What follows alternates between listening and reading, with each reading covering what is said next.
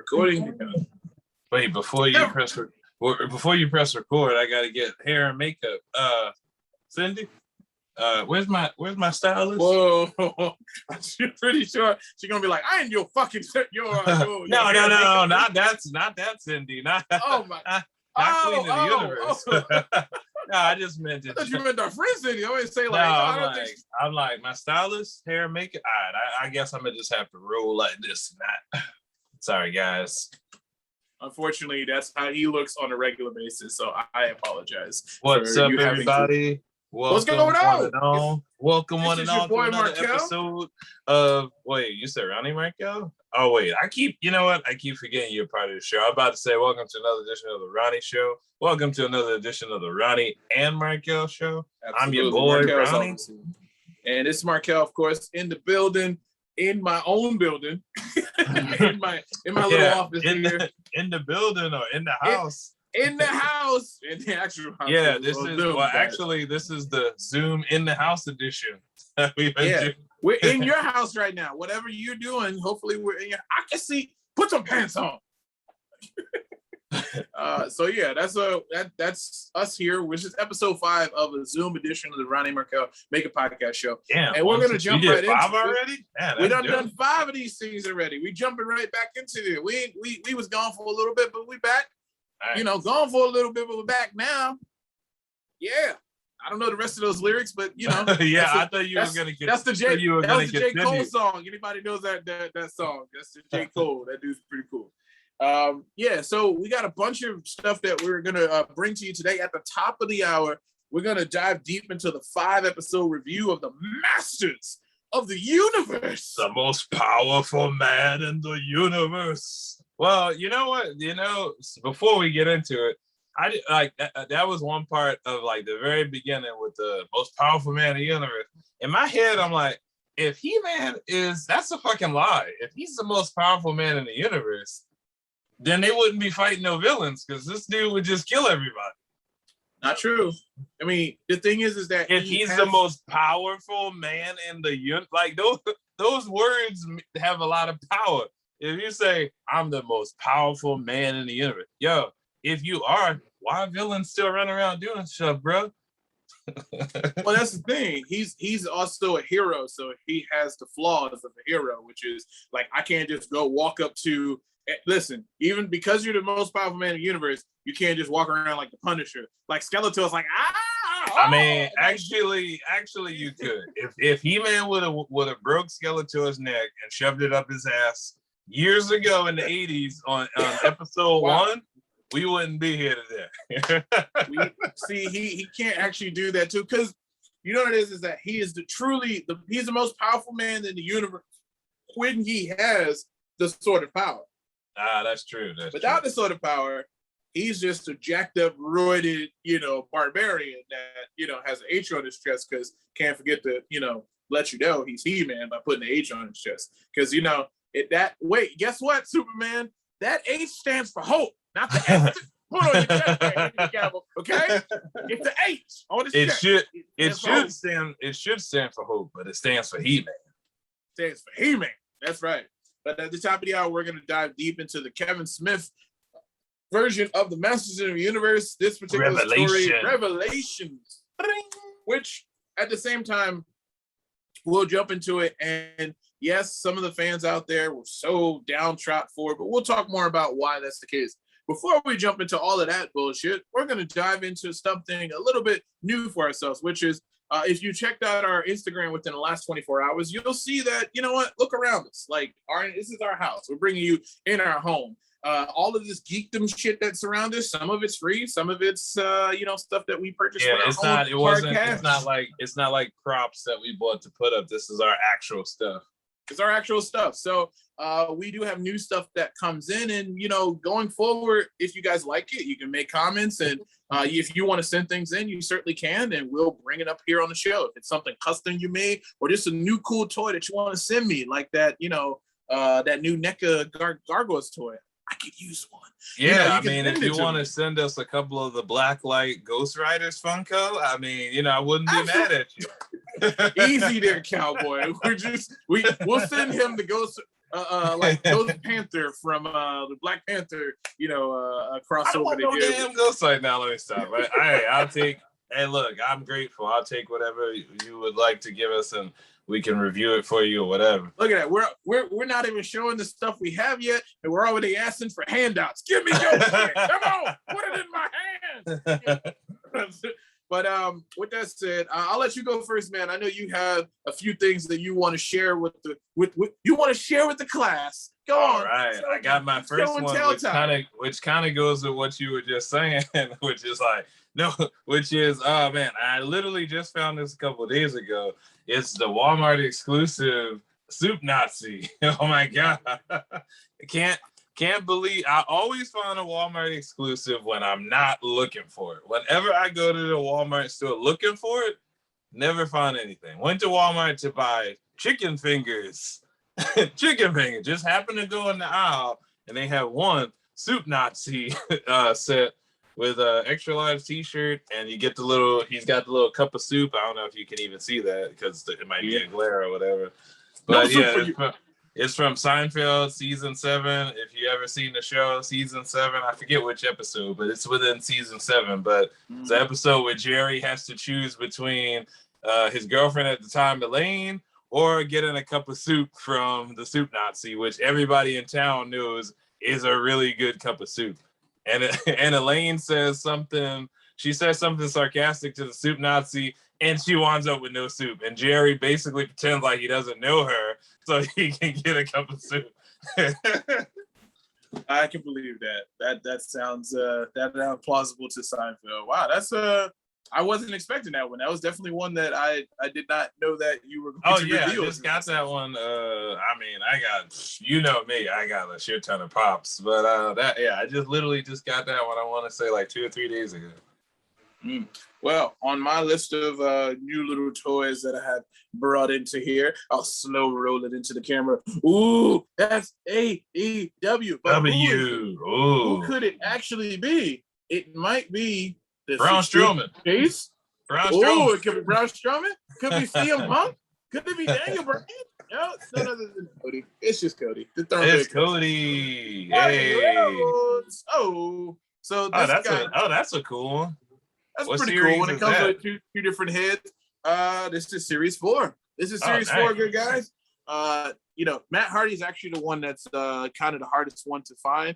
Whenever you see any of the Walmart pirates out there who are scooping these guys up, typically they go for the Matt Hardy. Because actually, it's funny. I have Matt Hardy over here on my shelf. Matt Hardy, it comes with some really cool accessories. He comes with like 3 different pairs of hands, and he comes with it looks like the DJI drone, but it also comes with a projection of Matt Hardy that sticks out of it. So it's like you get a toy of Matt Hardy that comes with essentially a like ghostly looking version of Matt Hardy as a secondary toy. So that's pretty awesome. The AEW toys, as anybody knows, are like impossible to get when it comes into it. I know there's a couple of good places. Mean because they just send 4? Let me stop. Oh my God. Walmart. No, it's fine. You can talk about it. Walmart. And most stores tend to get a very low quantity of these. So, I mean, a good one to find that is new to the game is GameStop. GameStop is now going to start at Series 5 and 6 and beyond. Look, if you're gonna do that, I'm gonna do it too. Look, I got one too. Oh, wait a second. Is it CM Punk? I see it. Yeah, oh my God. It's the world champion. It's Kenny Omega. It's the AEW champion right there, baby. Also Series 4, but it doesn't come with the douchebag mustache, though. Sorry, guys, it doesn't. It's okay. You can paint it on. They didn't make that one yet. not yet, but it will. Definitely, he will have that for sure. So that's you showed that guy out. It's my turn again. Let me peel the big one out here. God damn! Bam! Look at this one right here. Look at that. So now what we have here is from the Suicide Squad coming out next week. We have the lovely McFarlane Harley Quinn here. I know it's going to seem backwards in the camera, but you know what the hell that says. It says Harley Quinn from the Suicide Squad. The Suicide Squad, not the bullshit Suicide Squad we got beforehand, but the Suicide Squad. Starving Day air. You did a wonderful job. Maybe there's some special cut of that shitty movie that we got. But this one seems a lot better than a lot. I haven't seen it yet, but we'll see. So, what in McFarlane's pack now, if you're probably looking at this and thinking like, that's freaking weird that Harley Quinn comes with this javelin, her little red dress and everything, and literally a pair of trousers and some legs. I'm sure that javelin is going to make a lot more sense once you see the movie. Absolutely. It goes along. There's a beautiful picture of Margot Robbie on here. I'm going to add it Look to at that. my She is just here. spot on, like perfect Harley Quinn, like perfect. She does a great job. The other guys that come in this set, so they do the build-to-figure thing just like Marvel. So this build-to-figure builds the other member, the illustrious member voiced by Sylvester Stallone in the movie. They build up to build you a full-size king shark, which is roughly about like 8 inches once you build them. But just coming with Harley Quinn comes with just the bottom half. And as you can see, in comparison of the two, they're standing at the same toe and literally just he's more than half her size with just the bottom half. So he's pretty goddamn big. I mean, he is a shark, so that makes a lot of sense. That's what makes him funny is the fact that it's like I don't know if my next one actually tops that one. I just got my. It's not a competition. Not a I'm competition. just better than you. It's okay. But I got my. I got my blacklight Chester cat. Ooh, look at. I'm pretty sure there's a bunch of people clamoring like, wait, what is this? What not? I gotta get my hands on it. All right, we'll start the bidding at say 65. But it's beautiful, actually. I like the fact that Funko is doing the Blacklight series because, hey, Funko, this looks like you're actually trying to make colorful toys. Yeah, I like the detail and poppiness that it gives to the pops. Yeah, it looks so dope. It looked really great. The first one I mean, this is just a suggestion I'm putting out there, but if you wanted to make a Blacklight series as a Big Bang Theory cast, I mean, I wouldn't be mad at you. If you wanted to send me a set of those as well, I mean, I also wouldn't be mad at you. And I could do a great review for them. Just saying. We shall see. But yeah, I mean, that's you have anything else? That's pretty much all that I've gotten. Nah, I think that's all I got. All right, cool. So there it is, guys. That is our what we got in the mail segment of the show, which is we wanted to show you some of our little collectibles. So this is our collectibles version of the show. We pretty much show you plenty of more things because the gravy train of stuff that's coming out is just coming to us. So I'm very happy to show you whatever the heck we have here. So with that said, keep following us on Instagram and checking out our story, and we'll keep posting up there. As well as we will give credit to people like anybody who does like comics or makes their own toys, or you want to make a toy of us. I'm okay with that. Like you can make a plastic little afro or something like that. I'm all good. I don't know, man. It might be kind of hard to capture like how handsome I am. So like, it's also got to make sure you get my left side. Oh, it's fine. Good. You know what? They have a toy that looks very similar to you. You remember that show South Park? And they have this character called Mr. Hanky, which is a pile of shit.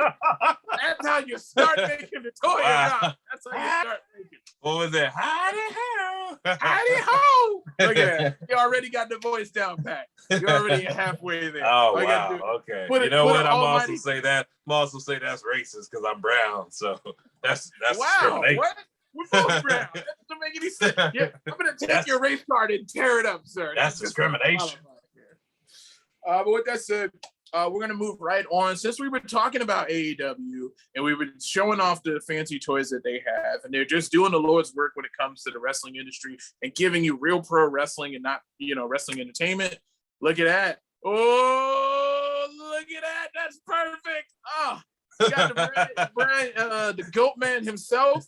Mr. Daniel Bryan is very much all over the wrestling news last week, in which him and Mr. CM Punk. You got a CM Punk's Funko Pop? Where is it? That one's in a special place because I got it signed and everything. I'm not bragging. Not bragging or anything. He's bragging. He's bragging. Got my CM Punk's Pop signed, so that one's put away. Yeah. We all can just meet CM Punk somewhere and just get like a $70 popcorn. Yeah, right? I mean, it's just a blessing with what we do. That's all. Wow, that sounds like a terrible like acceptance speech of a rapper. Like, we just do what we do. We do what we do. We bless. we bless it. All the blessings go up.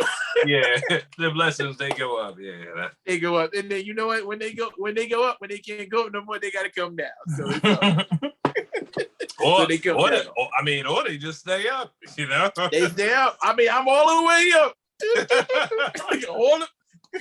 Wait, what's Cardi B? Cardi B has an up song now too. Oh, that's, then it's up, then it's up, then it's up, then it's something out. It's up. Come on, it's up. It's always up. You know what it is? Always that's up, also the theme song of SummerSlam for WWE as well. So that's why I'm thinking of that. CM Punk. Wait, who are you more excited for? To see if the rumors are true, CM Punk or Daniel Bryan? So just so everybody knows exactly what we're talking about, the rumors that have been circulating all over online is that AEW has signed two masterful former WWE people, which is CM Punk and Daniel Bryan. Now, Daniel Bryan is the founder and creator of the Yes Movement, which is like, it's synonymous. But I don't think. I think if the rumors are true and he does show up in AEW, I don't know. I'm pretty sure the WWE probably owns Yes Movement, right? So that probably ain't coming with him. I mean, he probably can still do that and say something else, but it probably ain't gonna be Yes. You can't trademark Yes. That's a word that's like, throughout languages. I'm just saying, like, I feel like they're gonna try some way, because I don't see him coming over in this Yes, and then there's T-shirts with Yes. I don't really see that happening. if they do it the way that I would love, which is just as a pimp slap in the face, I would go as far as going SI, which is Spanish for yes. Or they could just put that on the shirt. Or he could simply just say, yeah. Please don't do that. That would be.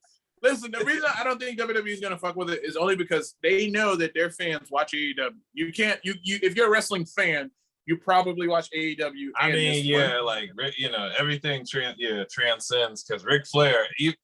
Ric Flair, he's legendary. Even if somebody gets smacked, I don't care if you're watching New Japan. If someone gets smacked in the chest, everybody's like, woo! So, that's in a whole nother country where they're not even speaking English for most of the time. So, yes, it's going to be something that is going to translate over, which is a perfect, thing for him. So, my thought is that I think both of them, I think Daniel Bryan is signed, and I think CM Punk is in negotiations. They might both be signed, but I think that CM Punk is in negotiations just because for both of them, they're both not only are they two very different athletes. Like, CM Punk wasn't, in my opinion, like a submission specialist. Daniel Bryan was more the submission. I think you got the total package with CM Punk, though. He was a good wrestler. He was good on the mic. Like, he had an awesome entrance. Like, all around, he was. Now, that's the other thing, too. We don't know if we're getting them as wrestlers, or they could both be coming as like commentators or managers for somebody, or in another capacity too. I have a feeling that they're not coming as managers, but I do see performers and commentators. Commentators so much so for CM Punk, because as much as this guy doesn't like to do podcasts, which he told us to our faces, he also likes to talk about it. So I'm pretty sure he wouldn't mind actually commentating the sport of wrestling, which is like to imagine just for a second, CM Punk, JR, and Tony Schiavone doing a show. That's just he's perfect color commentary, followed by JR, followed by Tony Schiavone. Those two. Who would have ever thought that Tony Schiavone and JR would be commentating on the same show? Like, holy hell. Like, if you would have told me that years ago, like, that's never gonna happen. That to me is it's so crazy that Tony Schiavone is once again the voice. Also, he also is kind of underrated, because I don't think you go back to WCW, I don't think people really appreciated how valued, like how much he did commentator wise for WCW. Like he was basically the voice of, well, you know, I mean, they had other people too, but he was like one of the best commentator voices they had. Well, I'm glad the AEW recognizes that, which is like, if you're going to make another show on TNT and it's wrestling, the voice that needs to be there is Tony Schiavone. So you need to get this guy. And I remember him telling the story on the Unrestricted podcast, talking about Tony Schiavone for a second. He was telling the story of he just before, I don't know if you know this story, but just before he was signing to AEW, he was actually about to go work at WWE. Oh, wow. And like, it was something, I forget the exact thing that happened. You can go check out the Unrestricted podcast for AEW to get the full story, but I'm just kind of giving you the abridged version. Something happened and they kind of like, you know, was giving him the runaround. And he's like, literally, if you don't, one thing I do remember that was very interesting was that he had to, once like WCW was over and things weren't working out with other companies, this dude had to go get a regular job. He was literally working at Starbucks. Oh, wow. Yeah, like he had to go get a regular job. I think he was a manager, but like he was working like a regular job to pay the bills. And then like somebody gave an opportunity to like come back into wrestling. So, man, now I'm not laughing because he had to get a regular job. I'm laughing more so because I'm like, I go to Starbucks sometimes. I just think I'd be like, yeah, let me get a muffin. Like, Tony Schiavone? Oh, can I get a selfie? Like, hell yeah, I would do the same thing. He'd be like, yeah, sure, right here. Okay, all right. Did you get your coffee? All right, you have a good day, sir. You got a line of people like, why is that huge line over there? Sir, they're not here for coffee. They want you to sign some stuff. Personally, all I would have done is basically had somebody I know dress up like Sting and then just go like, hey, Tony, somebody standing over by the door. Who is it? Can you tell us? Come on, do it. It's Sting. And I'm like, oh, that's just great. Speaking of Sting for just a second, staying on AEW, one of the greatest segments I saw happen on Fighter Fest. I know what you're gonna talk about. Oh my God. Sting and Orange Cassidy had such a magical moment, and it was something that was started by Sting. Yeah, so Sting was the one that started it. He started it. So if anybody knows Orange Cassidy from AEW, who is like one of the coolest guys in wrestling right now, he's basically like the Silent Bob of AEW. Yeah, and he's a Silent Bob of AEW, but just has the swagger of like the coolest, hippest Californian dude, you know. And yeah, he has a thing that he does with the audience where he like kicks you, but he does this like really soft kick. But the audience builds it up like,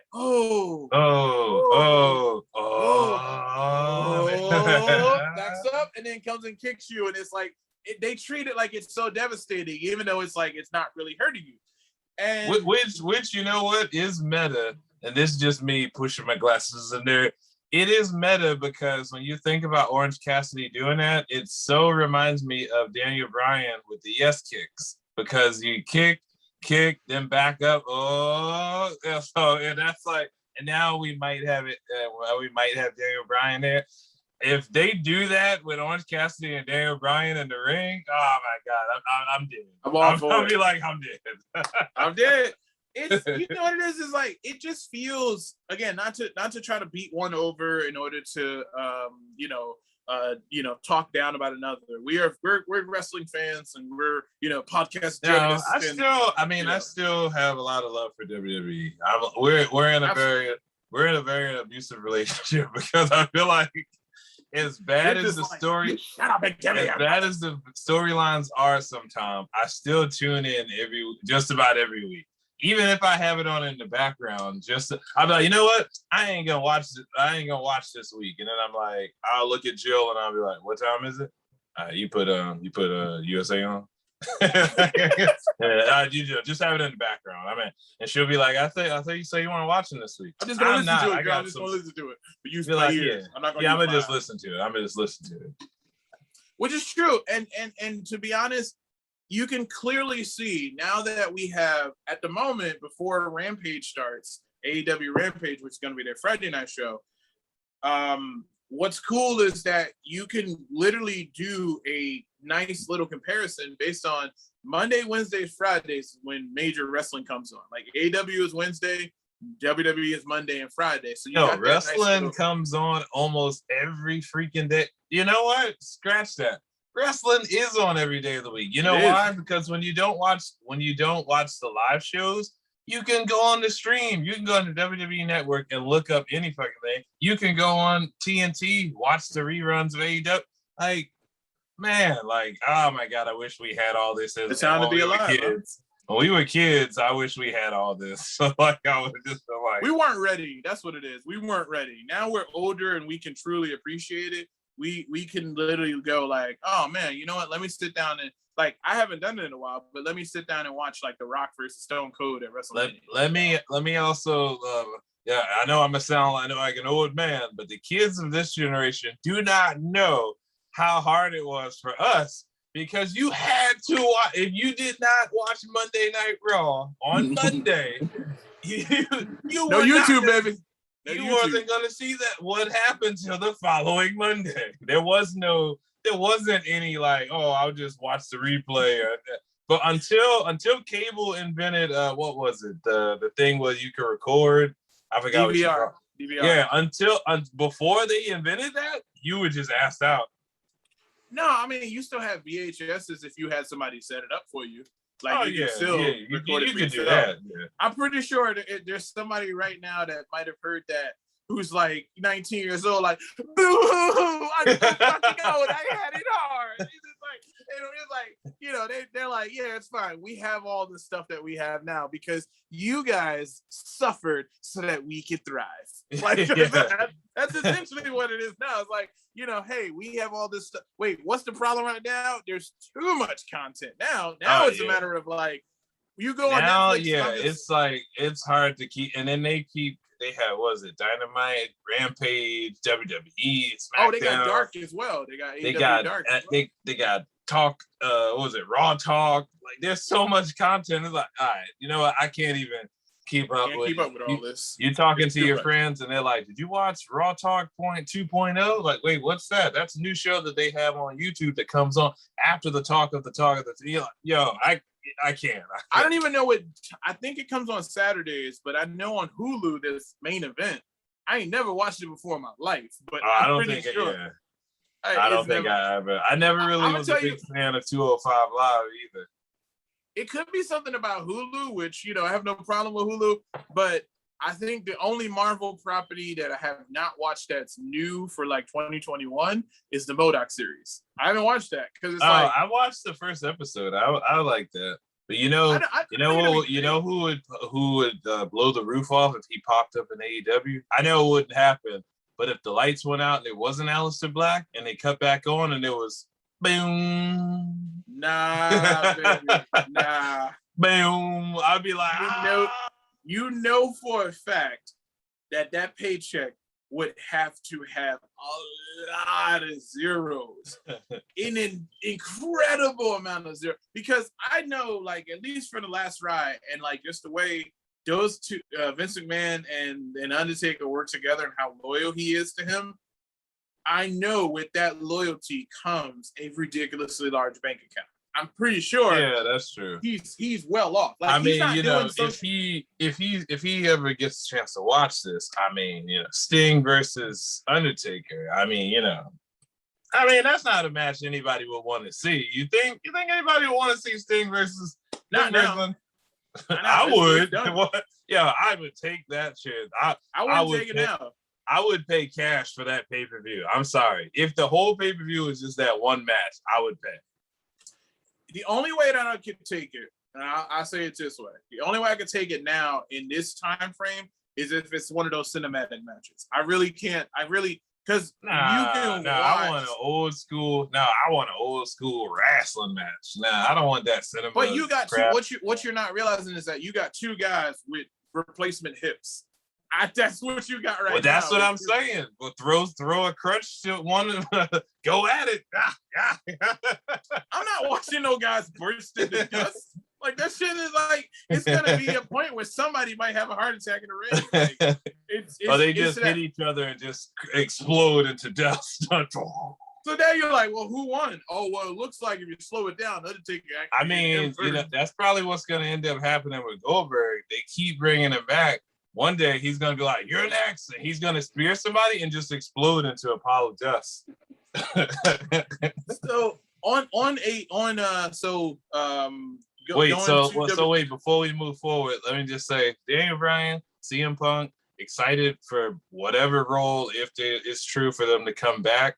I am gonna be biased and say, like, Daniel Bryan's one of my favorite wrestlers of all time, but I would be super, super even more excited to see CM Punk, just because when he left WWE, I honestly thought he hung up the boots and that was it for rest. I know this wouldn't happen either, but would make me pee my pants if the rumors about CM Punk were false and it was actually his wife who was gonna show up and premiere. Like the lights go out and it's AJ Lee and she shows up and she's gonna wrestle. I would probably shit myself. I would be like, oh my God, AJ Lee. Because I always wanted to see her come back and wrestle again. You know what's funny is I actually think I was just thinking, what if those two came back together? Oh my God. You know the natural pop, the pop that would exist for all the uninitiated. A pop is a natural fucking like shouting situation where somebody comes on screen and you're just like, what the fuck just happened? This is amazing. You would probably make the same facial expression as that black dude when the Undertaker lost to Brock Lesnar. Wait, let me see if I can do it. You know, it's funny. I remember that. I remember when I went to New York to go meet Stephanie, and I swear there was some people in line that was just like, "Ain't you that dude from the?" I'm like, "No, we all look alike." Racist shit to say. I didn't even look like that dude. Like, what the hell?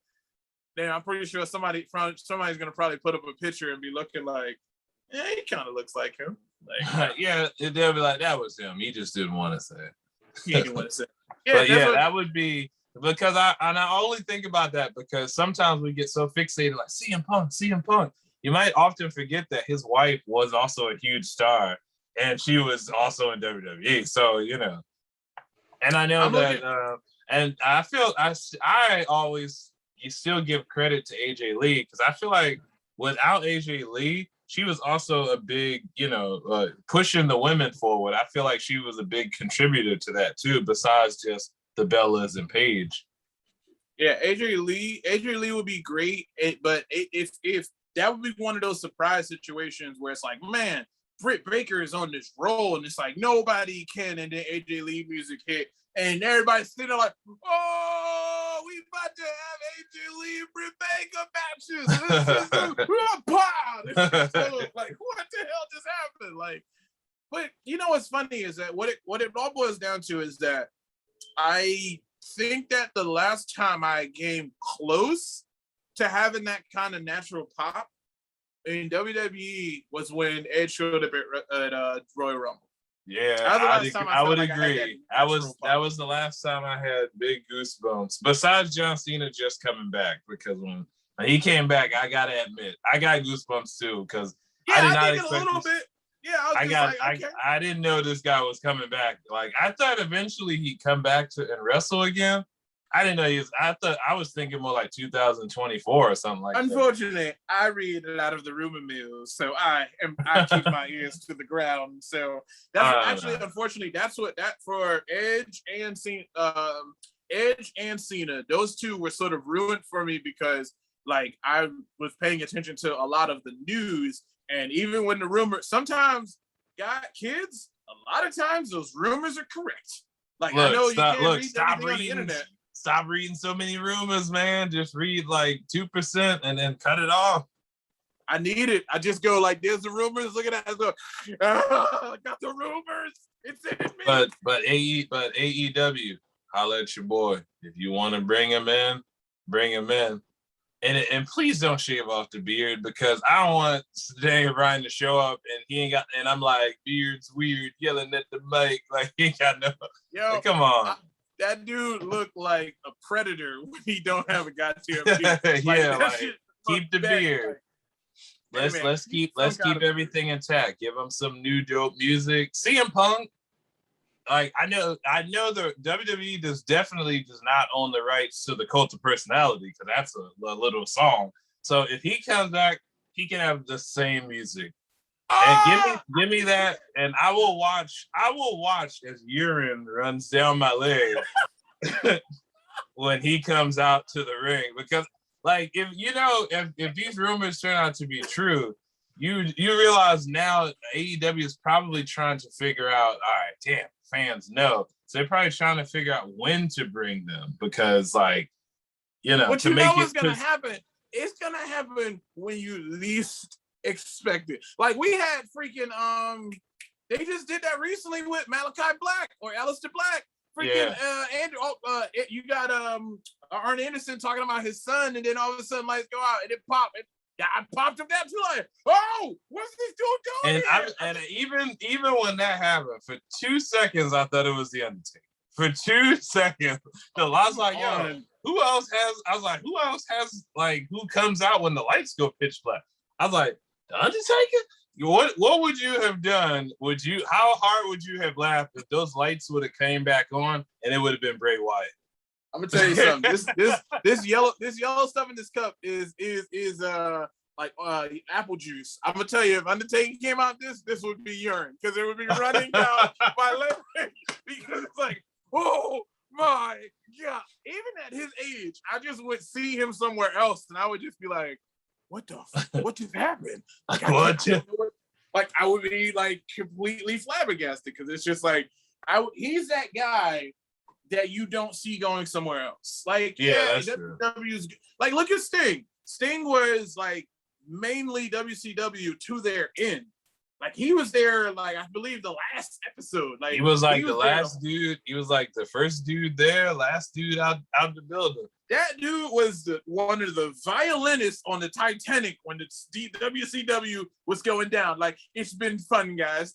Yeah, going down. But I mean, it's a lot of great rumors going on with those guys. I'm excited to see. Now, what I will ask you is that who in AEW would you put in as the first match for CM Punk as well as Daniel Bryan? That is from their current roster. First match for CM Punk and Daniel Bryan. Oh man, that's a tough one. I think for Daniel Bryan, I would actually like. You know what? Let's go. Let's start small. I'm not saying he's a small wrestler, but just to continue to give shine to these newer guys, I'd have Daniel Bryan show up with his nice, intro or whatever, and then maybe have him calling out somebody totally different altogether, and then somebody like Scorpio Sky shows up. Like I would start off with somebody like that, and then CM Punk, I might go with Luchasaurus. What? Because I think that would be a dope match. Like I would love to see like what's his name? Yeah, Luchasaurus, right? That's his name. Talking about from the Jurassic Express? Yeah, for the Jurassic Express. Yeah. Really? Why? Him versus CM Punk. Like I think that would be a dope because he's another underrated, really good fighter. I think that would be a dope match. Like I don't want them to jump straight to the top fighting Cody and Jericho and all those people. Although, I mean, I'm not gonna lie. Once Jericho's feud is over with MJF, I would definitely want to see Jericho versus CM Punk. Like I mean, absolutely. At some point down the line, let's see, CM Punk. I would like to see CM Punk take on Jungle Boy. Okay. I still like to see him take on Jungle Boy. And I can see a go to sleep happening real quick. Oh wait, no wait. Did I say CM Punk? I mean Daniel Bryan. Daniel Bryan. Okay. I'm like, okay. CM Punk. If he has the same finisher, if he has that same finisher, I can see Jungle Boy going to sleep. I would like to see Sammy Guevara take on CM Punk. And the reason for that is that Sammy Guevara's move is to go to sleep. Ah, nice. So it'll be interesting. Now, the only thing is that both when you're a young star like that they have up and coming, they have to pick it properly because it's almost like being in a movie with like a fucking like Robert De Niro or Denzel. they will chew your ass out because you're talking about two guys who have the total package. They can fight, they got the promo, they got the crowd. They're over. So it's like, you need to be able to be like an MJF versus Jericho, which is the first time we ever saw those two square off with the war of words. It wasn't like a simple, like he got over on MJF. If you want to go that route, then I would say you definitely would want CM Punk, especially, to start off by maybe fighting Cody or Jericho, because those two guys are fucking great. Either one of them could cut a fucking promo in their sleep. And Cody, he can really pour it on when he wants to. Honestly, I would love to see, either one of them get a chance to face Cody at some point. Oh, you know what? I'm forgetting him, but not even just Cody, his brother, Dustin. I can even see him taking on CM Punk. Yeah, I would also like to see. Yeah, there's so many people there, and I remember back in the day when not too long ago somebody asked CM Punk, who is some people that he would be interested. Oh, that was on Renee's podcast. Renee mentioned it. She asked him like, what would be the thing that would bring CM Punk back? And the words that he gave, I'll paraphrase. The response he gave was, "Hey, I would love to go over to AEW versus WWE because it seems like it would be some new matches for me.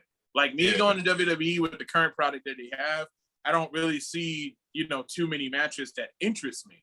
From AEW, they got a lot of people over there from like all over the indie scene, and he also gets to face people from like Japan and this, that, and the other. Like, as weird as it may seem, it seems like AEW should switch names. It's like they're the World Wrestling, organization or whatever you want to call it, because they literally have people from around the world that are still fighting around the world and fighting within their All Elite Wrestling or whatever. True, I would agree with that. That's an interesting thing there, but he said that there were. So I feel very strongly about these rumors that are happening because he said it on himself. In terms of coming back, AEW actually does seem like a more interesting place with new matches, new storylines, and new people to work with. And I'm pretty sure, just like most of the older guys, he's interested in also helping, to grow the business because he's still a fan of it. Like he still is a big fan of wrestling and stuff, like most of these guys are. Just like and we don't even have to see them every week. That's the great thing too about AEW too. Like WWE too, I love, but they have like so many wrestlers and so much good talent. Like everybody doesn't even need to be on the show every week, so that keeps everything fresh or whatever. With you, I want to see them. Like we haven't seen Aleister Black, Malachi Black on the show. We saw them like the following, and they did a pull apart, thing there. But that was pretty much it. Yes. I definitely want to see the Yes movement happen in AEW because it just seems like it's just going to be some real heart racing times if these two rumors are true. So whichever one it is, like I'll be biased for a second and say I will probably be way more excited and shocked to see CM Punk than I would be Daniel Bryan. Daniel Bryan is kind of like, and then his first line of dialogue on the mic got to be something simple like, "How's everybody been?" Like, that's all you got.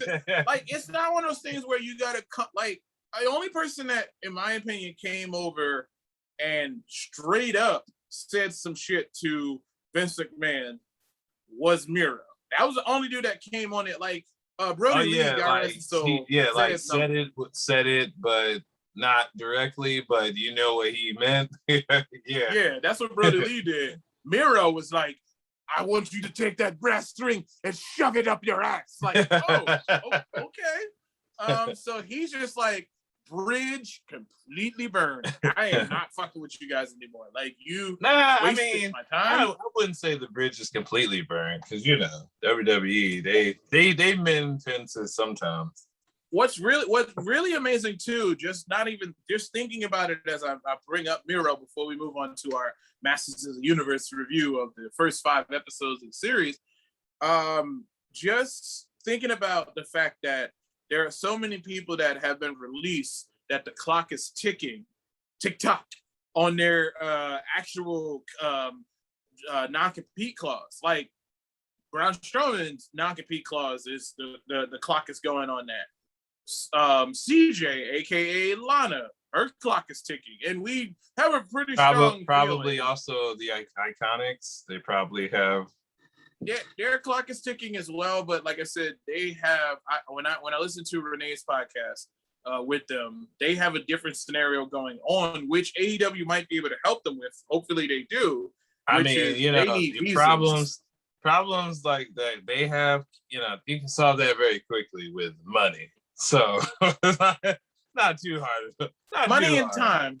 Money and time can do a lot of, can help a lot. So hopefully AEW, if you have a way to like give people like the necessary working papers that they need, I'm pretty sure those two. And the one thing that I loved when they talked about in that podcast is that when they said, wherever you see them again, it will be them together.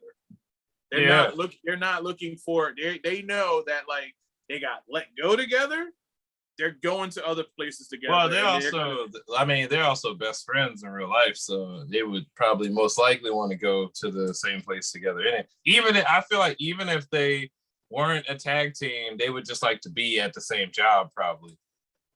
I think what's interesting too is that at some point, I'm pretty sure AEW would do this and probably blow everybody's mind. When they get a stronger women's division, they don't want to make the mistake that WWE did, which is, oh, I'm going to make some women's titles, yet I have no women to actually fight for these titles. Now we got the women's tag team titles. All right, let's release like 10 women. What? Like, oh, okay. Like you can't bank on the fact that I can just go pick a few scrubs from NXT and bring them over here and then they're ready to roll. Like I saw a Shotzi on SmackDown, and what was Shotzi doing on SmackDown? She literally shot Baron Corbin in the crotch with a Nerf gun. And I just like, so that's what they came to the main roster for? You know what? I ain't even got no comments on that. I said, well, I mean, all right. If you want a bigger contract. I think I said it a couple of shows ago that I did Shotzi Blackheart. In the dictionary under the word potential, there's a picture of her like, let's see what they do. See what they do. I have little faith in them, but let's see what they do. With that said, we're going to jump right into the top of the hour, which is the Masters of the Universe. Masters. I have my invisible sword, but Masters of the Universe. Wait, you got to say it. I have the power. He really jossed it up here. So, Masters of the Universe, if anyone hasn't heard, Netflix has decided to make two new Masters of the Universe series. One called Masters of the Universe Revelations, which is a continuation of the 80s series, and one coming later on within a year or two, which is called He-Man and the Masters of the Universe. One is geared towards introducing fans to He-Man in that universe.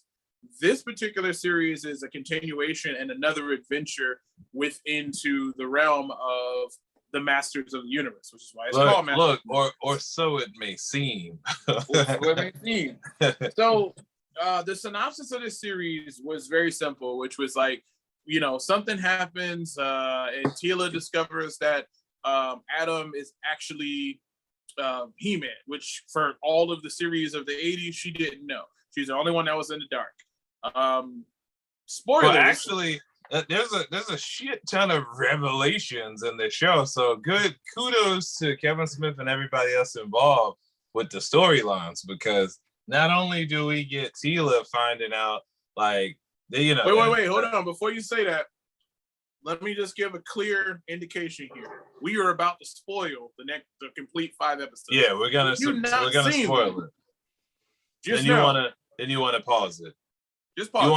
You want to pause this, hit that wonderful like and subscribe button, and then come back to it. Sit down, watch the show, then come back and press play again.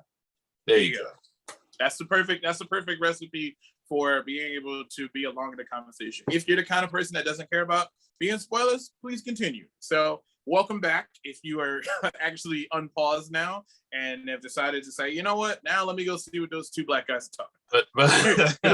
But there's a shit ton of revelations. But the two that stood out the most is, Tila finding out that Prince Adams is basically He-Man, which I felt like she had every fucking right to be angry because literally everyone else knows except for King Randor.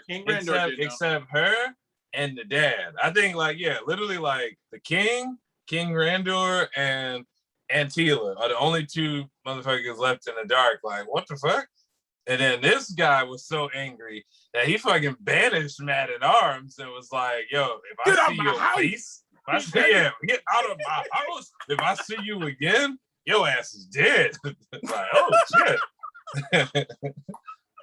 and then the other get on the streets, it's gonna be a problem, Man-at-Arms. And then the other revelation was the fact that Skeletor finally learned that all this time that he's been trying to get Grayskull, it ain't Grayskull that I want. It's the shit underneath Grayskull, because the fucking power that I've been seeking to rule everything has been underneath this motherfucker, because Grayskull's been a cover for what the hell did they call it? The Hall of not the Hall of, I wanted to say the Hall of Justice. No, not the Hall of Justice. It was like a mirage for a whole different building, basically. Yeah, for I forget what it was called. I can look it up, but I think it was like the Hall of something. Yeah, so I agree with that. The big spoilers of the first episode, which might have made some people upset, which I didn't have a problem with, because storytelling. It's just a part of storytelling. He-Man dies in the first episode in a catastrophic explosion. I got it. Hall of Wisdom. Hall of Wisdom. It was the Hall of Wisdom. It was a cut. Grayskull all this time has been a cover for the Hall of Wisdom. And I just gotta say, piggyback on what you just said, when I watched that He-Man and Skeletor fucking basically dying, you're like, oh shit. I was like, I could imagine Kevin Smith and Mark Bernard and everybody pitching the series, and they went into the office and they said, okay, all right, Master of the Universe, Kevin Smith, what do you got for us? Okay, all right, first episode. We're going to kill Skeletor and He-Man and make the show entirely about all the other characters. Get the fuck out of my house. Yeah. I'm going to need you to pack up shit. What the fuck you? Because when you boil it down, that's literally what happens. They okay, cool. This all right. They kill He-Man and Skeletor and the fucking show. But it's for me. First and foremost, I had no fucking problem with this show whatsoever. I thought it was awesome. And I have to look up who did the music, because I swear, if I found out it was the same dude that did the Mandalorian's music, That's not okay, because I felt like there was a lot of similar remnants of the same type of style music. No, the guy who did this music, you can look it up, is the same guy who did the music for The Walking Dead and a bunch of other stuff. Okay. I knew it had to be somebody, because the music was really well done as well. I knew it had to be so, but fucking He-Man. But it was genius in the sense.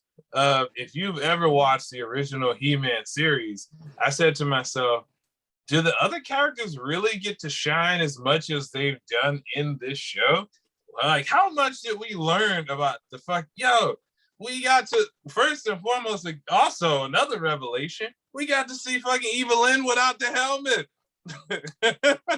So she's beautiful. She was beautiful. I'm like, they're straight up revealing stuff.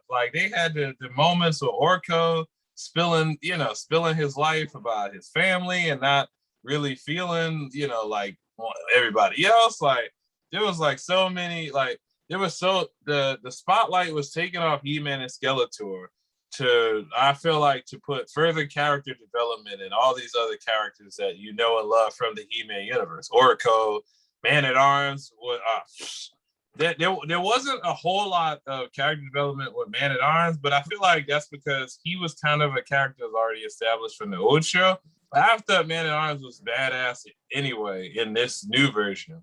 He was badass and spot on with the voice cast that they chose, because it definitely did have a small bit of a Game of Thrones feel with Lena Headey as Evelyn. Like I loved her as the voice of Evelyn too. That was awesome. It was perfect for her to have that voice, and it was also perfect.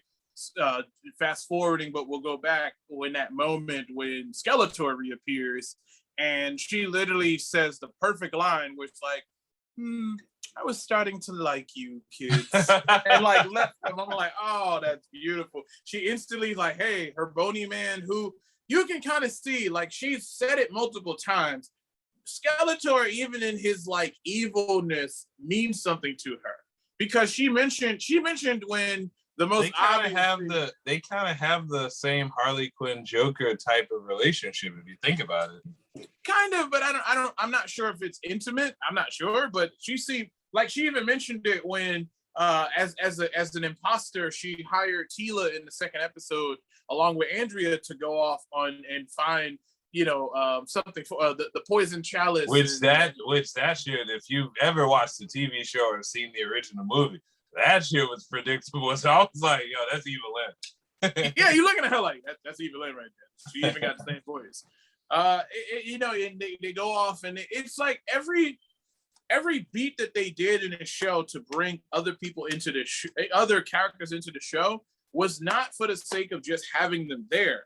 They had purpose. Like Man of Arms was like off, like, yo, I want a show with just whatever period of time. And I don't think that was very clear to me, but how long was it between Teela saying, fuck y'all, and throwing her tiara down and leaving, and, the events that happened in episode 2? I'm not really clear on the exact amount of time. Oh, yeah, that's true. They don't really tell us that span. And yeah, you want to give me old man at arms? Like, come on. Like, I'm all for it. Dope. That would be a dope ass show right there. And because it's got to be voiced by Liam Cunningham. That dude, he was from Game of Thrones. That guy was fucking great. Awesome. He did absolutely great. I love the dynamic of them, which I thought was interesting in episode 3. The episode 3 was written by Mark Bernardin.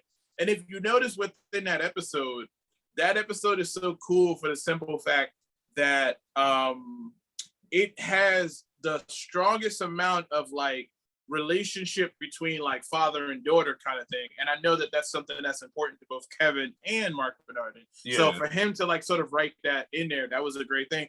And then I also love the fact that I didn't fully pay attention to it until later, but I didn't realize that do you know who the voice of Merman was without looking it up? Oh yeah, that was, what's the name? The Batman dude, Kevin. I knew that before I looked. Kevin Conroy.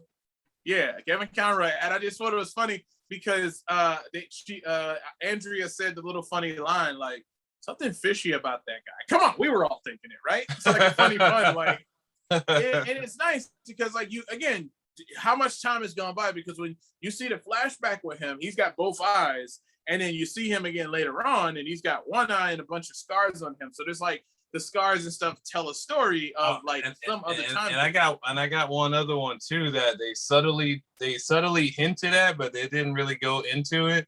When first and foremost, what was it? When Man at Arms says he has something else that he's gonna tell Teela, yep. I thought that he was gonna tell her that the sorcerer is actually her mom, because there's a scene in the first episode when Teela first comes to the hall with the sorcerer. She says something like, I forget exactly what she was like very happy to see her, and like, they hadn't seen each other in a long time. So I was like, from a Kevin Smith like humor point of view, I know Man at Arms said like, hey, I ain't got nothing to do with this. My job was always to just guard, He-Man. I think he guarded a little more than just He-Man if we find out later on that Teela is the sorceress. Well, I don't think he would be the dad though, because he's not the real dad. He's definitely the adopted dad. But like, okay.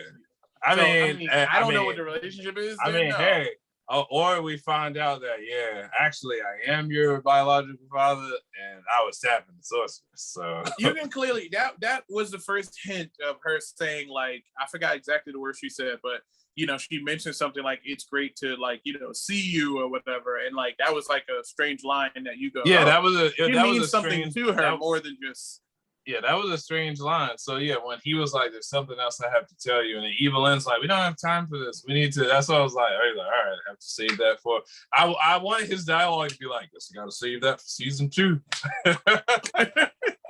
That's exactly what that's gonna be.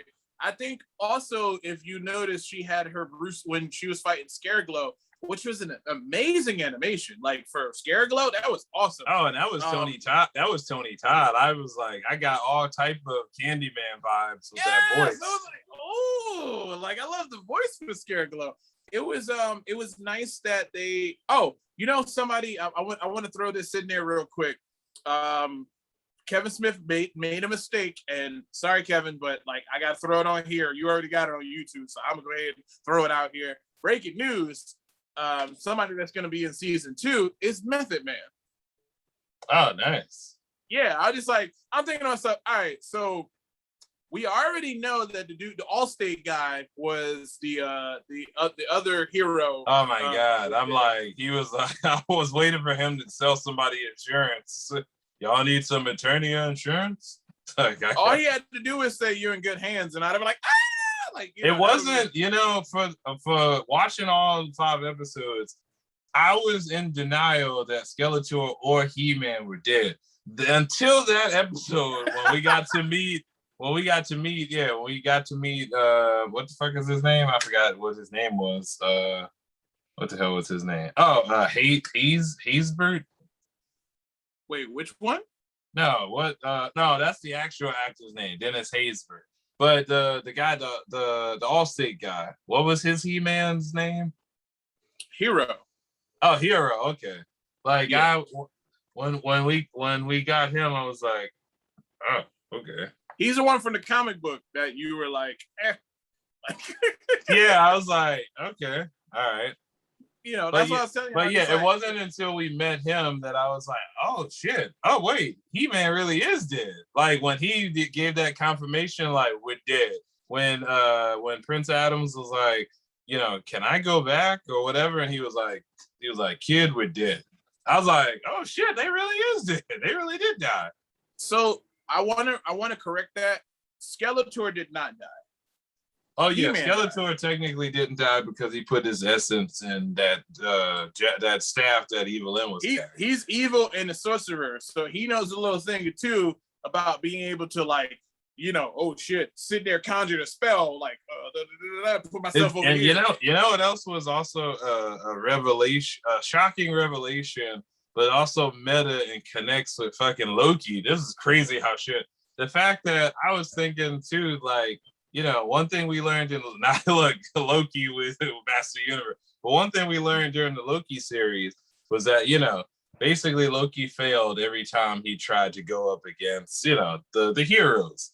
And I was thinking that watching this show, like, yeah, every time Skeletor goes up against He-Man, he never came out on top until this show. Yeah. He finally came out on top. Which I find there's a moment that I can't forget about that I immediately cracked up, and me and Danielle cracked up about when the show first starts. And the show starts out with Skeletor and his men outside of Castle Grayskull, and he jumps up there, and I forget the line he says, but he's immediately shot down by Man of Arms, like what the hell? Wait and then don't forget about the opening too. The opening sequence where they had basically they were basically showing us like the animation from the OD.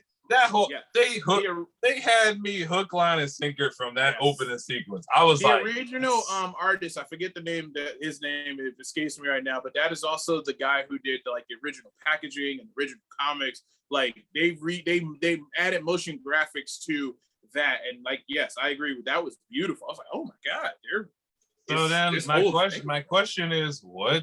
Oh, and then one other thing, another spoiler as well. Going towards the end, they finally get the sword back, and we think we're gonna get He-Man again, and instead of He-Man, this dude gets shanked in the fucking back by Skeletor. And I kid you, this is how pop culture rolls. when Prince Adams gets stabbed in the back by Skeletor before he can turn into He-Man. That moment, I was thinking of Chucky, which is weird because the beginning we talked about Chucky. I was thinking about the scene in Bride of Chucky when he like, get off my knife. Like, because he literally kicks Prince Adams to the floor, like, the fuck off my knife. And then, then literally, like I said before, literally Skeletor comes out on top. The show literally ends with Skeletor on top of Grayskull saying, and like, who does he become, Ronnie? Like, he's got the power. Skelegod, which is another meta thing. I just thought that was funny, like, which is also meta to get this signed by, not bragging again, but to get this signed by Jason Mewes and Kevin Smith, which is freaking dope. But you look at that package again, it says, I have the power, which is the exact thing that he said at the end of the show. Ah, look at that. I didn't even know that. Kevin Smith was basically telling me. You didn't even know it. Yeah. I'm like, yeah. So spoilers for anybody who doesn't really like, if you're not following the Motu lore, which I'm not deep into it, but I know enough of it. I've seen most of the incarnations that have happened. When I would say, for me personally, as a toy collector too, when I saw the toys came out before the show, Skelegod coming out for me was kind of a spoiler that at least within these first episodes, he's gonna become Skelegod. How does he become Skelegod? Like he did in the Dolph Lundgren movie, he gets the fucking sword of power. Well, that's the thing. Package. Well, see, that's it's the sword of power. But that's the thing too, because I was a little confused because I was thinking, is this Skeletor or did they invent a new character? Like, what were they gonna do? Look, right there in the corner down there, it's the sword. It's He-Man's sword. There's only one way for this guy to become fucking Skelegod is if he actually obtains the power, which was amazing. Mark Hamill, once again, a legendary actor known for Luke Skywalker, even more now in this day and age for the Joker. I like the fact that he didn't phone this one in. He's a great actor, and he allowed you to have, like, let's face it, his regular voice is very close to the Joker. Yeah. So he added like his essence of humor, all that stuff to the character. Yes. Even that moment with Merman, where they're standing by the boat, and he was talking about the fucking boat. He was like, "I would have went with like a nice granite." I was like, "What? Like, what the fuck? The fuck? He's talking about the boat design? Like, what the fuck?" Hey, focus! Come on, come back. Yeah, that's literally how you gotta like talk to him. There, I don't know. Like going back to the original show, I don't know if Skeletor ever won in any of it. I think this might be like He-Man 115. Skeletor won. I think Skeletor finally won the big one. I don't know if he won in the old 80s series that you're talking about, but like I said, in comic books, in the live action movie starring Courtney Cox and Dolph Lundgren, he won for a second because you get the full on gold version of him. That's how you got Skelegod, because he had the sword of power. Like, we didn't get that weird like slow motion clash that you got in that movie. Like, hey, look. You know what? If you think about Hollywood budgets and stuff back then, well, you understand why we got that slow motion. Like, they ain't have the money for the type of stuff we could do today. So they try to do some like silhouette fighting or something. We're just like, oh, they're so powerful, we can't even see them fight. If you take the music from Dirty Dancing and put it during that scene, like time of my life, while they're doing. Funny enough, if you look when you get off here, there is a funny video. If you look up the exact words, He-Man, Skeletor, Dirty Dancing. Oh wow! Somebody actually did that. Oh wow! They look like great minds think alike.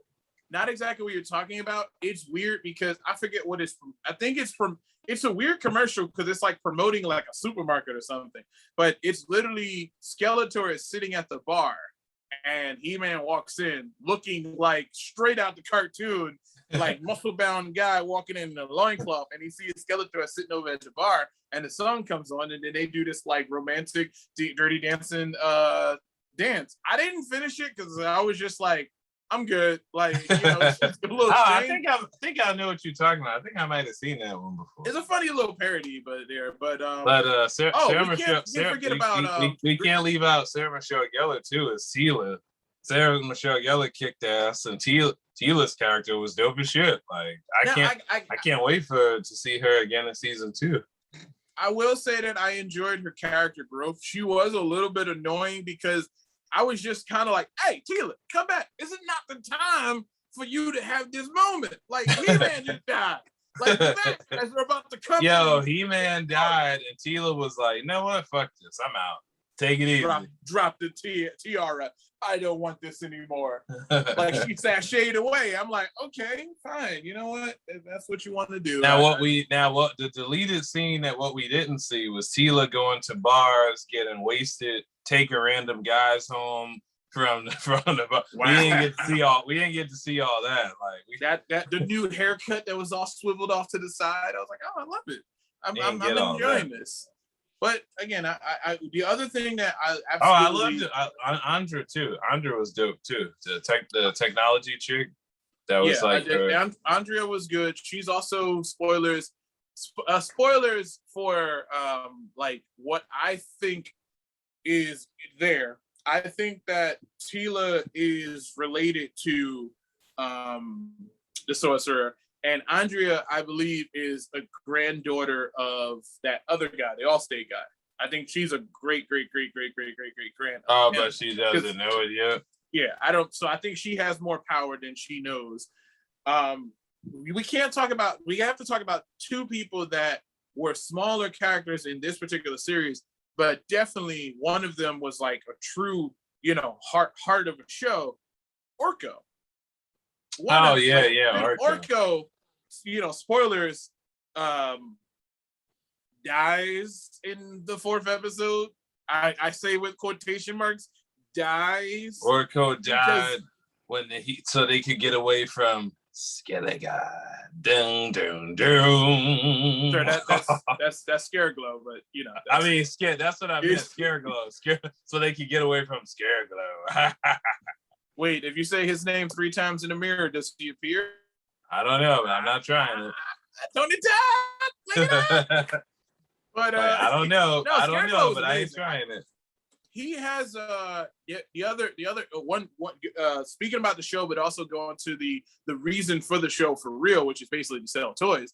But they announced the new line of toys that are coming, which is we're gonna get another He-Man. Definitely Tila. We're gonna get Tila. We're also gonna get an exclusive, your favorite. We're gonna get a Walmart exclusive Scareglow. He's not going anywhere else but Walmart. So I'm like, okay, that means you just never. Oh, cool! That's awesome. Okay. I can't wait to buy it off eBay for like $600. It's cool because it's like he has a variant edition that actually glows, and then he has a regular one. I was like, that's awesome. Like, that's gonna be awesome, man! I can't wait to not buy that at all because it's going to Walmart. I mean, not to shit on Walmart, but I don't even think, I mostly collect Funko Pops, but I don't care what you collect. You can never find that shit at Walmart. Close your eyes and pick some shit. I never heard it. I never heard, this is a sentence I've never heard any family or friend I know say. I'll be right back. I'm going to just go to Walmart right quick and get that new Undertaker exclusive. Yeah, okay. Yeah, I'm gonna just go walk into my local store and you're just gonna walk in and that's like nationwide. That's nationwide. That's an issue. So, and it's like crazy because we know there's gonna be like 15 people waiting in line, and then they're gonna send like a 2-pack. What's amazing though, going back to the show for a second, the what's amazing about the Orko story was that I felt like you really felt for his journey because when you first are introduced to him, spoilers, Man of Arms has been taking care of him because you forget that Evelyn, which technically she was the one that added evil, we found out. Her name is actually Lynn, and Orko are mages, and mages, like, their fuel is the magic from eternity. So without it, they just kind of start shriveling up and dying. So I'm assuming, like, Evelyn being a bit older, she knows some ways to like keep herself. Yeah, she probably knows how to keep her essence, like, so it doesn't go as fast. Yeah, I'm pretty sure she's evil too, so that kind of helps. She's probably using like some kind of dark magic or something, and he's using the light of Eternia or some shit. I mean, they had, it's funny, even though Evelyn still turns on them in the end, I don't believe that the words that she gave to Oracle were like bullshit. Like, you know, about being tough and you gotta, you know, stand on your 2 feet and show people. Like, I believe that she is that same way. Like, she's evil, and even though Skeletor is an asshole to her a lot, she's like still, you know, all right, I know what I need to be doing. I believe that she is an opportunist for sure. I think that she, you know, got her friend back, which was Skeletor. As much as he, like, I understand the dynamic of what you're saying with Harley Quinn and Joker, which is that she knows how much of a scumbag this guy is, but she sees him for what's, yeah, you know, she's still loyal to him. And I never realized too until I watched this new series that fucking Thundercats and He-Man are about a sword. Yeah, they're both shows are basically like, of course, it's all the characters and their storyline, but both shows are about this powerful sword of omens, and then you got the other sword of power. Sword of power, sword of omens. So listen, fucking 80s shows weren't that difficult, okay? It's not difficult. Like what was G.I. Joe and Transformers? It was like legit like, hey, I'm trying to get the Energon cubes, or we got to stop Cobra because they're bad. Like, it's not. Yeah, it was like, and then they all got on the battlefield like pew pew pew pew pew, and they all fucking needed, and they all needed glasses. Like, yo, everybody on the battlefield needed glasses because literally everybody missed. Eventually it would hit like a car or something, and something would explode.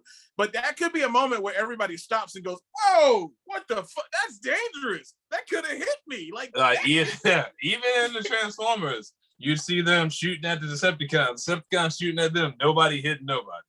Once in a while, they would hit each other, and you see the smoke coming off somebody's body, and then once again, somebody. But I also wonder, was that was also probably a good thing because you didn't want to promote too much violence to children.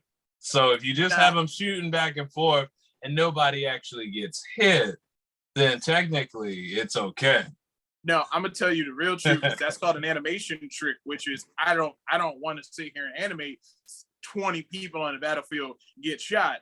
All I'm gonna do is just literally show people doing this, all doing the same thing, and then just animate one time a bunch of different colors moving on the screen like that.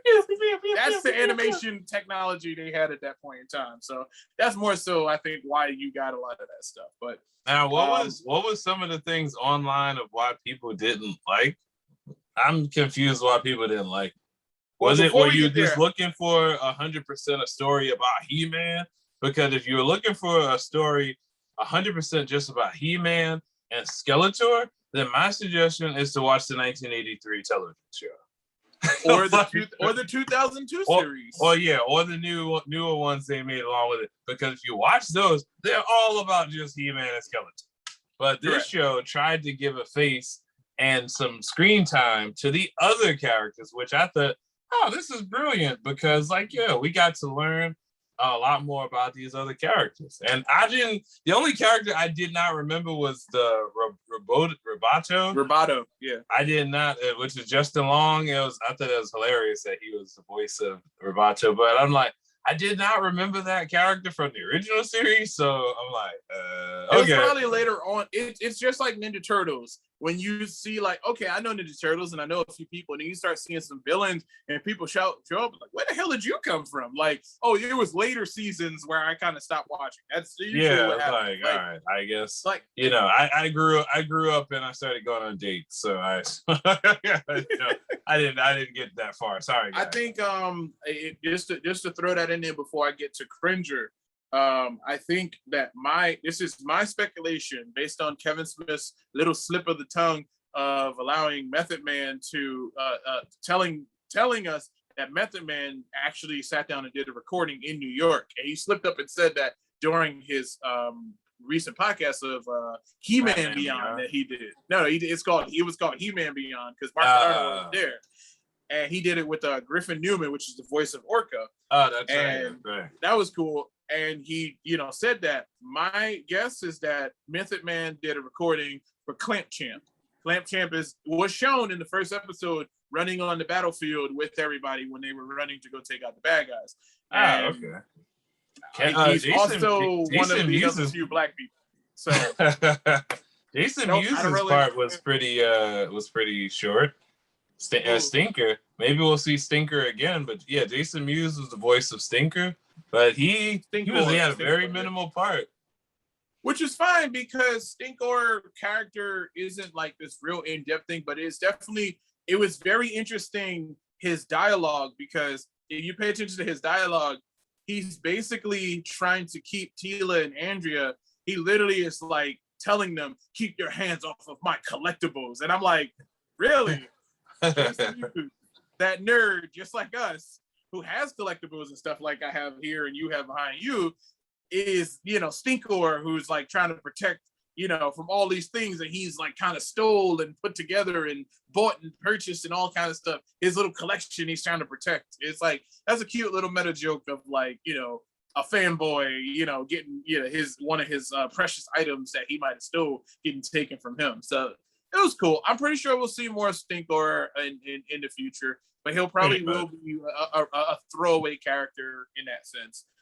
Shout out to Jason Mewes for that, because I know when he mentioned like who he plays, when we met him for his birthday, he didn't really say much about Stinkor, but now I understand because Stinkor is only in it for like. Yeah, he was like, "Yeah, I'm playing Stinker." I was like, "Okay." That was it. It basically, if you want to call it exactly what it was, Kevin said, "Hey, yo, you want to check? Yeah, all right, come on over here and like say a couple lines for this character over here." And guess what? When you go to conventions, Stinkor has a Funko Pop. People can get Jason Mewes. That's true. Sign that. So now I actually have to get that one now to get him to sign. It's actually an expensive one. It's one of the more expensive pops, but I'll probably get it at some point. What do you know? Like, yeah, again, it's gonna be one of those ones that if you get Jason Mewes to sign it, add a little more credibility to it. It's like, oh, he was the most recent voice actor who played him. I'd also like to get Mark Hamill at some point. I hope that somewhere in the near future he does some meet and greets, because I got a few pops I would love to get him to sign. His is usually quite expensive, like Michael J. Fox. They're like $300-$400 because he came to Comic-Con before and he was like $350. So yeah. I don't know if it's like per signature or if it's like $350 and bring like a couple items. So I'd probably be like, hey Mark, could you just maybe buy one get one free maybe for me, And he's gonna do his best version of the Joker impression and go fuck yourself. I get paid per signature. Like, yeah, that kind of thing. So Cringer, there's a really beautiful moment that happens like in this whole series. There was only one moment that actually like made me go like, oh, this is making me feel something. And it's such a small moment. It's in the 5th episode with Cringer. And Cringer gets a chance to like see that his friend Prince Adam is and He-Man is like back to life. And there's like just a moment, you're not even thinking about it. And like Prince Adam decides to come back or whatever from, the paradise he was in. And literally you see him and he's just like excited. It's that little like kid, like, what is that? Yeah. Is that dad? That him? Like, I also thought it was kind of hilarious at the fact that He-Man or Prince Adam, he just thought everything, I died, man. And he just thought everything was good. Hey, everything good in Eternia? No! Which is interesting because when you think about it, which I can't, God, who the heck is that? I can't remember the voice actor of Moss Man. It'll come back to me. I can't remember who that Moss Man was Alan Oppenheimer. Alan Oppenheimer. Yeah, he's a famous guy. If you look him up, he's done a lot of other things. I can't remember off the top of my head, but I can tell you one just because I looked it up. If you remember the Never-Ending Story, remember the big dragon dog thing they were flying on? He was the voice of that. Gotcha. So he's very legendary. He's very legendary. He literally for me, I feel like this story to me is a perfect. You know who I feel like does a great job of this on a regular basis, and we may not even really notice it. I might have said this to you before, but animes do such a really great job of this character development where you take a great show like My Hero Academia. Absolutely love that series. The show's main hero, or the protagonist of the show, is Izuku Midoriya, aka Deku. Yeah. But he's in school and he's in a class, and there are several heroes in his class that get screen time. Okay? Yeah. So ultimately, this story is basically how Izuku Midoriya becomes the world's greatest hero at some point in time in his life, most likely as an adult, because he has a lot to learn and a lot of powers to master and all of that stuff, right? Well, this was a great example of, if we get rid of He-Man, who can help save Eternia? And it's like, okay, this other character, Teela, who was always there anyway. She's always there. She always had He-Man's back, sort of like Lady Sif with Thor. Like, she always been there. What if we gave her time to shine? But here's the thing: like, I want to just because I know we're about to talk about a little bit about what some fan thoughts of it was that didn't like it. What I want to really point out, and this is done really well by Kevin Smith, kudos. The fucking show starts with her getting a promotion as becoming the man of arms, as becoming the man at arms, like the general of the freaking which if you think about, they're kind of breaking not the fourth wall, but breaking tradition, because if we go back to those type of times in real life, ain't giving no woman no fucking position of man at arms. So they were doing something. It was almost like I keep mentioning Game of Thrones, but it was almost like I think you might have seen it in the last season. It's almost like when Brienne of Tar gets knighted as a knight, which is an honor that a woman doesn't get. So it's like, right. It was kind of awesome to see that happen. I think that's what starts it off. But I want to correct what I want to correct here is that this series did not, and I want to repeat this, the Masters of the Universe Revelations did not throw away He-Man. Yeah, no, not at all. It simply put He-Man on a different journey. And then we paid it. This is storytelling 101. You literally took the character. How many times have we seen a character literally go through a death walk, like a death journey, where the character's in like a coma or some shit? And then, like, during that time, you have all these other characters trying to fucking still win the war that's going on, while this character, usually what happens in most comics, let me school you for a second. With animations or comics or movies, what usually happens in this moment is that they're fighting against a major bad guy who did something that, like, knocked the hero on his ass, and that hero's on his ass, and it's like, whoa, I don't even know how we're going to wake him up from this coma. How are we going to win this? The hero's on some journey where he's doing a spirit walk or some shit, where it's like, or he or she is going to spirit walk. And usually what happens is they come out of it and they're even more powerful than they were before. Pretty much. Now, or you surprise fans by making somebody else the hero. Case in point, Dragon Ball Z, the Cell Saga.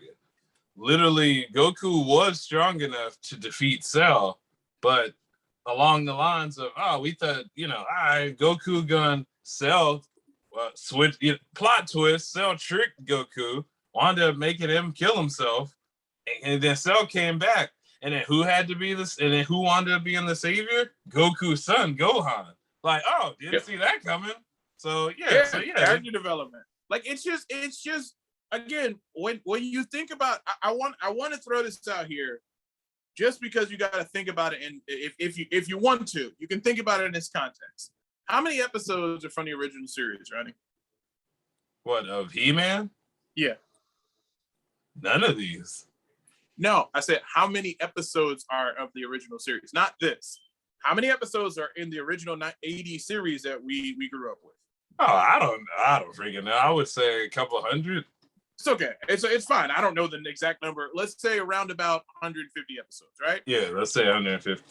If we do the math on that, we only took 5 episodes and focused on other characters, with a little bit of He-Man in every episode, but a little bit of focus on there.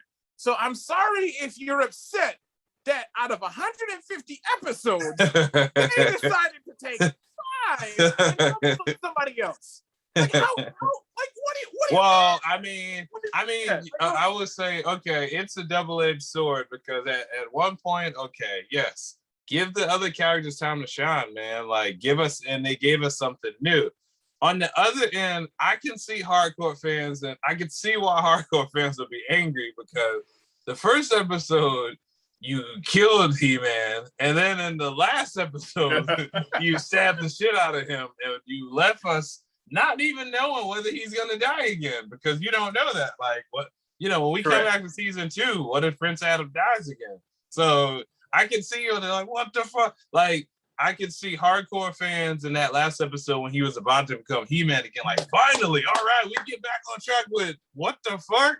He got shanked.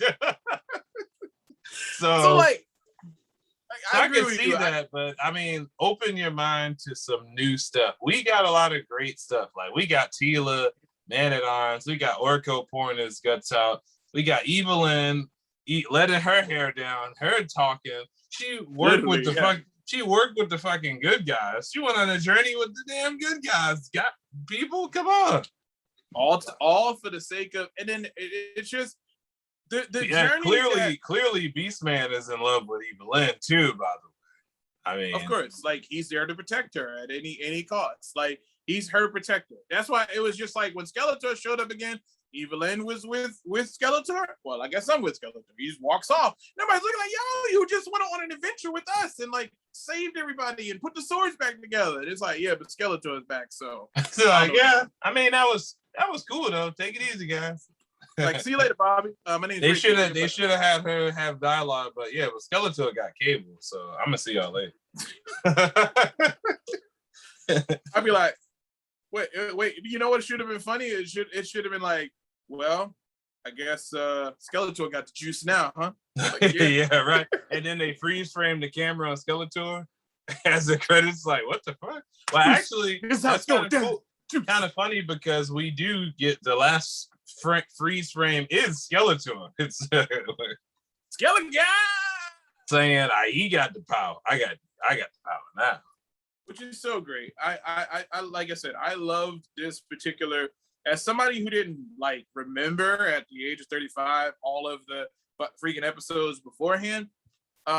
What I was getting at was, I enjoyed to see them dive into this world, open up some new things that I didn't know. Which was like, we didn't talk about what's his name either. Triclops. Triclops, the Starscream of the who is basically trying to like fucking mind brain everyone and take over Eternia for his damn self. You can say it's called a mind fuck, Ronnie. Yeah. Yeah, he was mind fucking everybody and trying to take over. In Skeletor's absence, he was like, I'm the man now. I got the juice. I got my technology. I'm making everybody into hooded zombies, and we gonna take this shit over.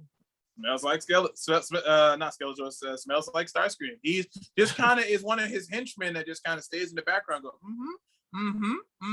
Oh, he's dead now. All right, guys, follow me. I've got 3 eyes. Come on, like just like I have to say, just like I was saying, like how I didn't really like the first issue of the new comic book they made. The first episode did a spectacular job with pointing out who everybody, like they made everything perfectly clear who everybody was. Fucking what's the name? Is like Man-at-Arms. Oh, what about this? Oh, you get into Man-at-Arms. Like all the dialogue was like, this is this person, this is this person, this is the king, this is that. I was like, it was beautiful. Yeah, they like spaced everything out. They showed you some of the original. If you remember when Prince Adam was in what would be considered the Motu Valhalla, which is like the paradise for all the warriors. We got a chance to see, even if you didn't read the comic, you got a chance to see in person the original He-Man. That's who the guy who he was. And then there was a couple of warriors there, which I thought it was funny. The other lady that literally didn't form words really well. She just kind of made noises and everybody understood. It was like a moment when she said something, they just shrugged their shoulders like, I don't know what she said. Like, I don't know. Which I'm pretty sure there's like some little Easter egg there in terms of like. Well, I'll tell you one Easter egg. I think, if I'm not mistaken, I believe that character was Harley Quinn Smith.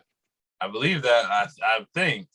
I'm not 100%, but I think that was Kevin Smith's daughter that did that character. You know, I don't know what it is, but somehow, some way, this guy gets everybody he knows a chick. I mean, it's like Adam Sandler and his people. It's nothing wrong with that. Like, hey, I got this part over here. What you doing? What you doing later? All right, you gonna be in my He-Man. Like that's what it seemed like. Hey, what that's you doing? I'm like, if for season 2, I'm thinking other people that are usually in Kevin Smith's wheelhouse. I would not be surprised if like Craig Robinson got a part doing something, and the dude from Clerks, Randall, like a couple people. So pretty sure there'll be some more people within there. Overall, scale of 1 to 10, what did you rate this show, good sir? I gave it a 10. I thought it was awesome. That shit was awesome. With you? Took me back to my childhood. I got me even more excited to get the action figures. I'm like, yeah, this shit was dope. Like I had no problems with nothing. And the fact that we wanted, you know what? We wanted a Buffy the Vampire kind of reboot. Sarah Michelle Gellar said it herself back at Build that, you know, that ship has sailed for me. It was a blessing. So, hey, any way I could get her again, I got Sarah Michelle Gellar as Teela. I'll take it. So I'm with it's all awesome. Teela has a beautiful moment there where she's essentially facing her fears, fighting Scareglow, aka Freddy Krueger, aka Scarecrow from Batman, and she has a moment which I feel like I know it wasn't paying homage to it, but it felt very reminiscent of The Last Dragon when she stands up and just glowing like damn. Oh, I wish it would have been a moment where she had Scareglow like, oh man, let me go, motherfucker. Let me go.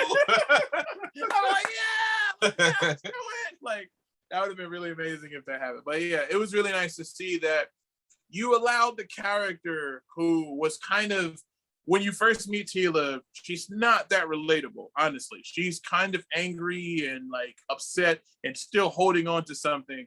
But you realize as time goes on and when that episode happens, that the thing that she's most concerned with is that relationship that she had with Prince Adam. But I feel like you can relate to that one part of it. The problem she has. It's like, bro, I've been at this castle since Prince Adams was a little kid.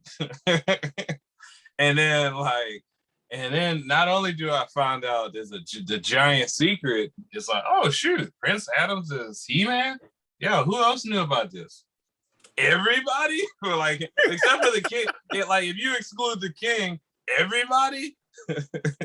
I thought it was interesting that like he had a moment where he's like, we will mourn the loss of He-Man. So where's Prince Adam? And everybody looking like, yeah, like your son is dead. What you mean my son is dead? Yeah.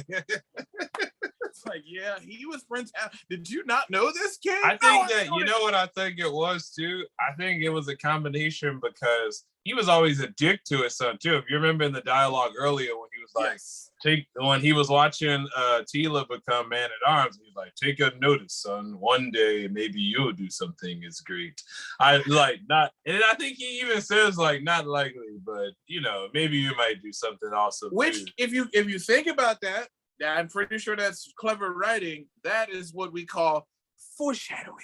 That's foreshadowing because literally freaking He-Man, it comes up with the plan to literally absorb that energy from Castle Grayskull, and literally what happens is he winds up wait, did I go away for a second? Because my screen went blank. You went away for a second, but you're back. That's weird. You're back. But it was I find it interesting that he said that, and then just later on in the same episode, he literally gives his life for everybody. So it's kind of like that Tony Stark and Captain America saying to Tony Stark, you weren't the guy to go jump on the grenade. And he's like, you know, I probably would, you know, just disarm it or something like that, you know. But he proved his dad wrong. So I felt like that anger that he had towards Man-at-Arms was also personal anger because finding out your fucking son and you find out your son is Batman, it's like, and he just died. You're like, what the hell? How dare you keep the secret from me, motherfucker? That's what he wanted to say. The Man-at-Arms, that's why he was like, if I ever see your face in this castle, it's gonna be a problem. Yeah, he said, I'm gonna execute. He's like, I'll execute you myself or something like yeah. Easy, homie, easy. I knew, but your wife knew. Like, go after it. It probably was later on and going up to the bed. And then like they going up there and it's just like, oh honey, I'm coming to lay. Nah, you knew about Adam. Why don't you go lay down you're gonna go sleep on the couch tonight. Yeah. She should, and then she could have been like, as if, being that the queen was Alicia Silverstone, like, exactly. As if I'm sleeping on the couch. Wow. It's definitely a well-used cast as well. Everybody had their moment of shining. Again, I rate the show 10 out of 10. But yeah, that's all I got for the Masters of the Universe at this point. So can't wait for season 2, whenever that is. Maybe next year sometime. Maybe this time next year or something.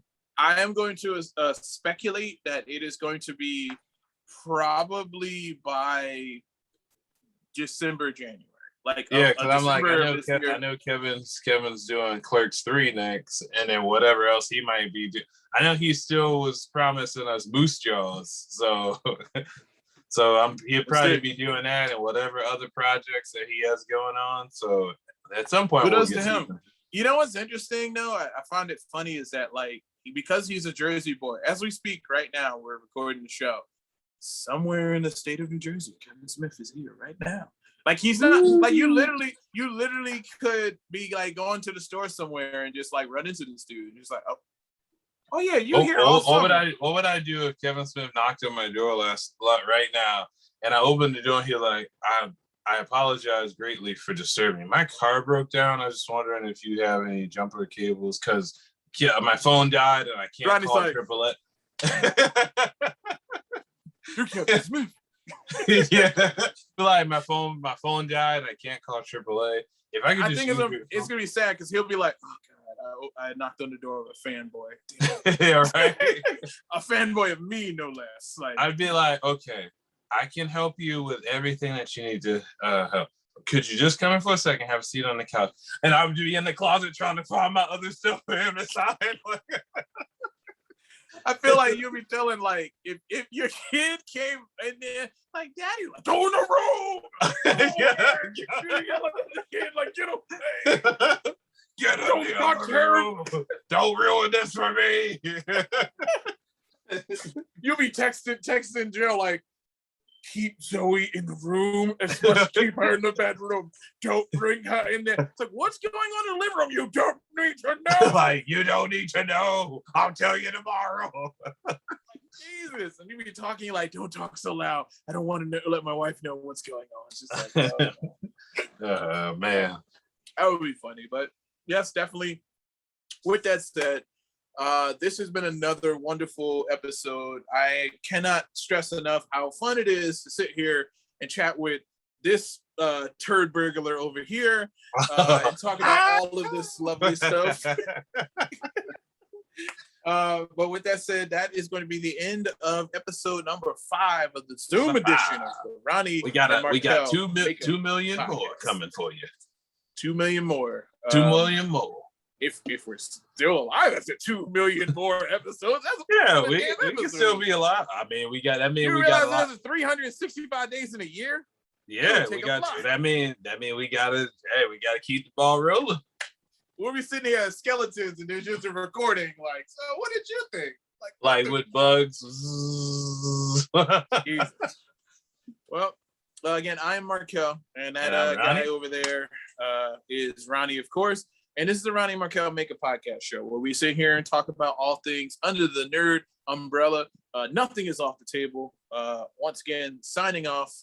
I'm your boy Markell, and Ronnie. There is Ronnie. And what else can we say? But we dead boys. And I have the power. Actually, I have the power because I can just hit the switch over there that literally cuts off the power for everything in my house here. So I got it, and then I will cherish my precious, the precious. Literally, he wakes up in the morning and is gone. Like, who stole my God? That's the second time, by the way, that I got something autographed that I didn't know was a significant moment in the show. Like when I got Michael B. Jordan to sign the water moment with him and T'Challa fighting. I'm like, I did not know that was going to be a super significant moment in the movie. Where he literally murders Forrest Whitaker. Literally, for that one moment, he got stabbed and his eye went straight. Like, oh! He's like, is this your king? Yeah, and he punked T'Challa and threw him off a cliff. Like, that got dark fast. This is the last thing we'll say. I know we just are signing off, but the last thing I want to happen as a wrestling fan, going to that for just a second, is I want Tony Khan to show up and kick Vince McMahon old ass in the chest and be like, "This your king? This your king right here?" Like Sheamus bro kick style. Oh, flips over the conference table like. And Triple H is everybody's trying to hold Triple H and Stephanie back, like, you can't kick my dad. Oh, you don't know. Vince might catch that foot and be like, "Your ass is mine. You're about to get these hands." Like, oh shit! In the turn of events, Vince McMahon whooping Tony Khan ass. Like, he's like, "I got shot injections, boy. I've been waiting to get this. My hands in your ass." Like, you think you think this old man done? I'm about to show you. Yo, you gonna have some fucking Vince McMahon on some Master Roshi shit? Just rip the shirt off like, "I'm waiting for this fight." Whoa, hey, Vince McMahon be like, "Just get Tony Khan's ass at the designated place at the designated time. I will designate his ass." That is a perfect. It's like, who is the master? McMahon? I can't hear you. McMahon. Yeah. Who've been holding this wrestling organization down for more than 50 years? McMahon? Hey, McMahon. Just go over there, like, you have Beast, which is basically Triple H. Beast, get him. Have do the same thing like Master of the Universe. Have Vince McMahon shows up like, "Jericho, who you with?" And then he's like Evelyn, like, "I'm sorry, Tony." What? He'd be like, "What are you doing?" He'd be like, "Hey, he gives me my own private jet and stuff." Like, he made it possible for my band to win Grammys, so he paid it off. So I'm sorry, I have to go, guys. Sorry. Or if in a fantasy world where Tony Khan and Vince are beefing, Vince don't even do the dirty work himself. Tony Khan just show up in his office and Brock Lesnar's in there. F5 Tony Khan against the wall, like, like a fucking ragdoll. Like, yo, do you got Brock in a closet at any moment in time that somebody tries to attack you? Brock just shows up, F5, toss you somewhere. Or Samoa Joe with that Coquina clutch. Go to sleep. Oh, Wendy! That was actually cool. That was actually a cool segment for them, man. Oh, man. But thank you guys for sticking around for that moment there. This was some behind the scenes moment here from the good old. We'll probably put this last part of here as a exclusive for like Instagram. Exclusive blooper. This will be on our OnlyFans. OnlyFans. Ronnie and Markell after dark. Show what's behind the curtain. Look, show a little. If you want to see the rest of the elbow, $4.99. That's $4.99 if you want to see the rest of the elbow. Wow. All right, man. I'm gonna go ahead and hit the button here. Signing off. Peace.